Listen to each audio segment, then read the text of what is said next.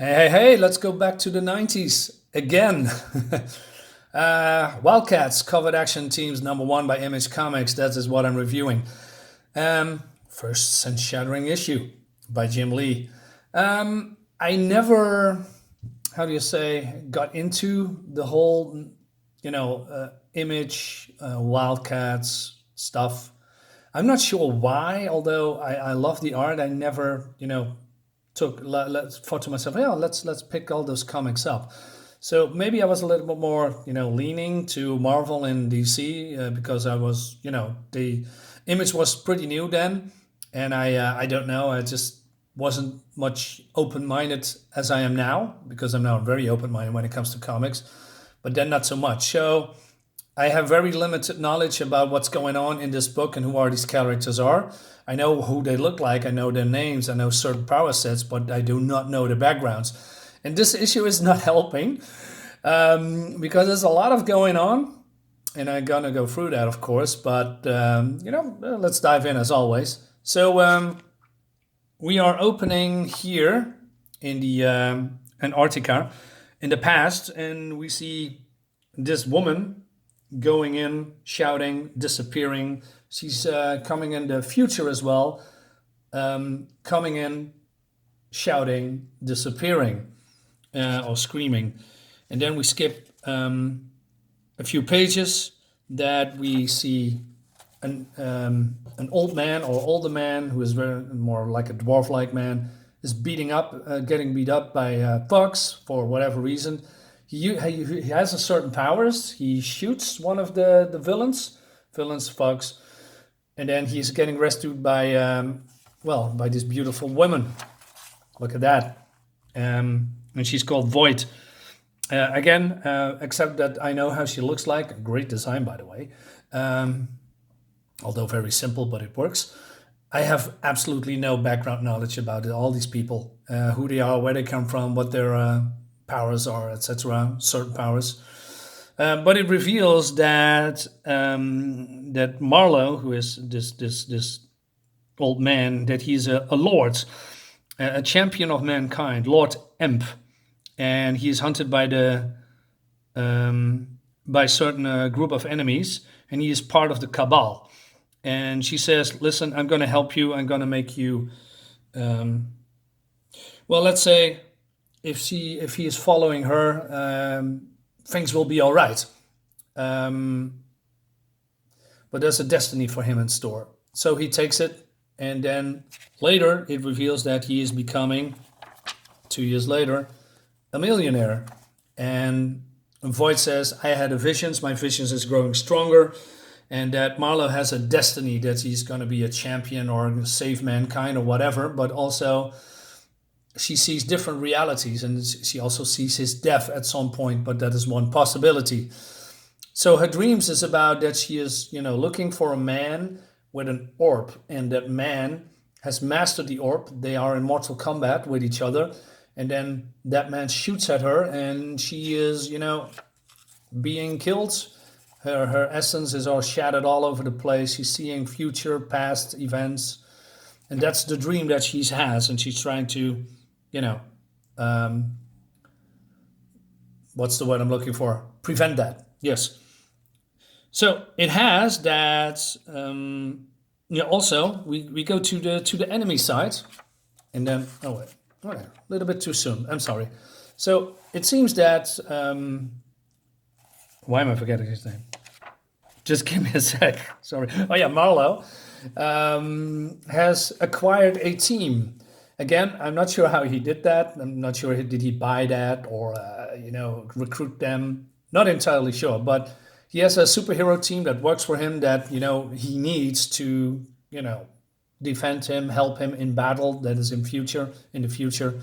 So basically, Void is preparing Marlowe along with the Wildcats to have a big end battle somehow in the future of these comics. And so we see here, what's his name? We have Warblade, that's this guy. We have Spartan, that is this guy. We have Void, of course, and this is Mauler. and Marvel can grow really big. The downside is that if he grows big, his brain capacity is, getting shrunk down. So it's basically, is a brainless, very powerful warrior. And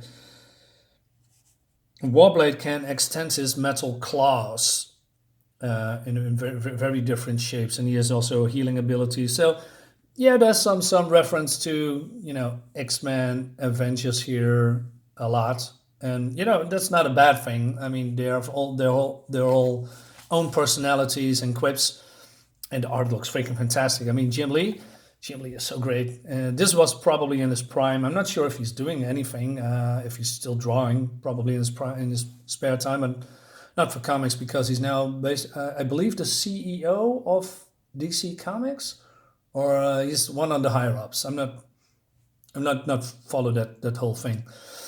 But okay, let's move on.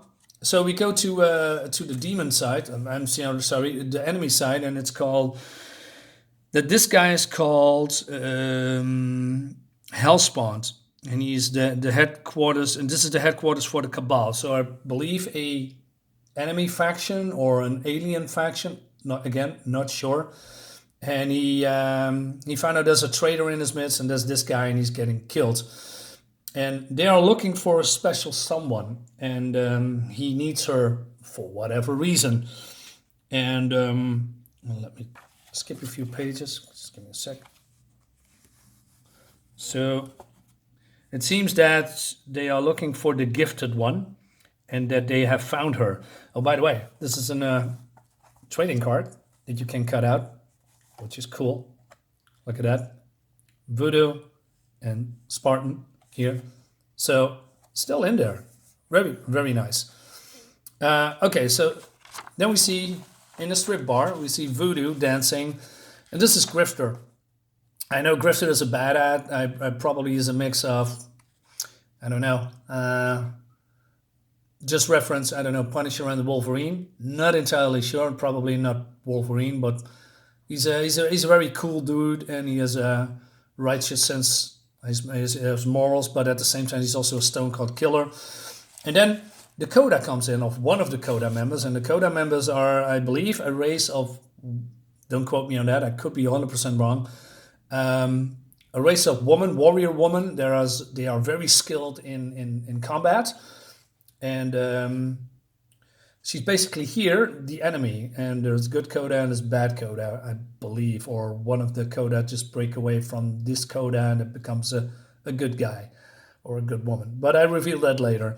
So this is the one that they are looking for, and then the enemy is there, and they this Coda woman says, "Hey, you should take her. If she escapes, you are dead, and if she resists, just kill her."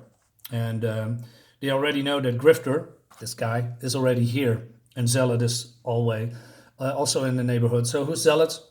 Gonna reveal that later. So there's a battle going on, and that's a wild battle.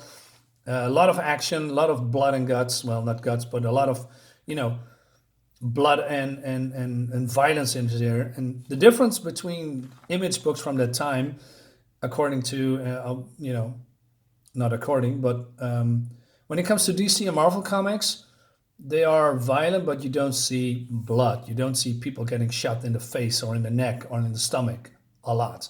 Maybe just Wolverine does that once in a while, but mostly it's more PG-13. This has more, I'm not sure if this is a PG-13 book, but it's more edgy. Yeah, that's probably the word. But it seems that Voodoo, it's getting attacked by Demonites, but the Demonites has a human disguise. But she can somehow sees through that disguise, so she sees how they really look, and she's scared and she wants to escape. And that's why and there's people panicking, they are running for the exit, and this Coda woman stops them all and kills them all, and then Grifter springs into action. They're going to activate some kind of suit to stop him, but they are failing because, he shoots them in the face. And then this Coda woman, battles Grifter, and she's way too strong for him. And then she just, before, doing the death blow thing, he shoots her. And as you can see here, people know there's a riot going on, and they found also Voodoo as well, and they going there to rescue him. So basically, a lot of action, a lot of going on, a lot of storytelling crumped into to this comic. Okay, and here's the rescue team. But I wanted to show you that even though the Coda woman is shot, she's very hard to kill, like all Coda. And well, she's coming. I'm not sure, she wasn't probably dead, but very wounded. But that wound probably didn't do anything to her. So she's standing up and reveals that, hey, you are not getting out of here. We're gonna kill you all. And then the Wildcats spring in, and they, there's very cool looking action scenes here, very powerful. And then Marlowe is getting rescued by dun, dun, dun, dun. Yeah, Zealots. Look how great this looks.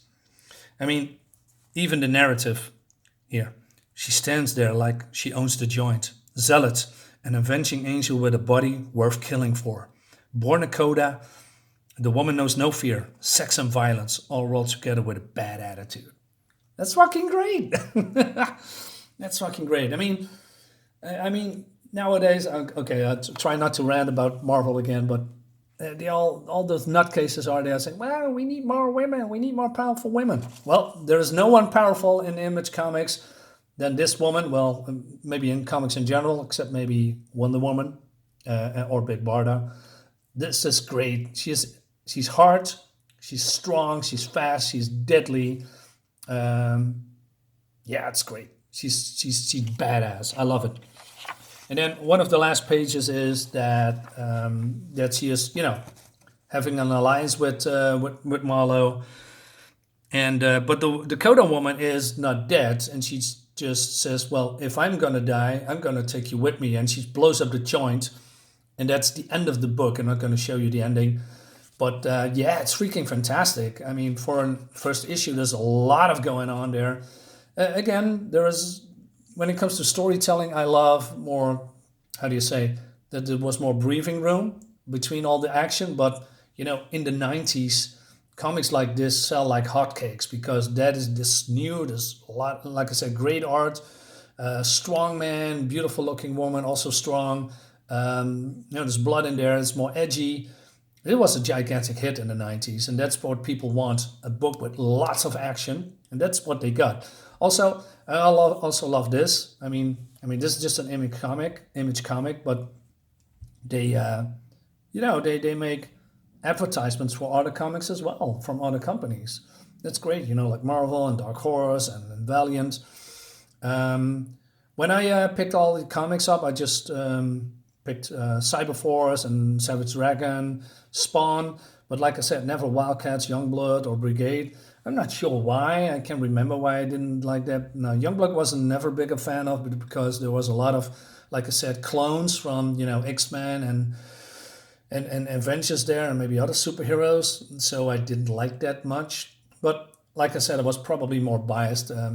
Not anymore. So I think I'm gonna probably pick up a trade paperback and gonna read the first 2 volumes or so and see what's going on, because the art is great and the story is cool. So I wanted to see more. So yeah, Wildcats #1. Did you read it? Did you like it? Did you hate it?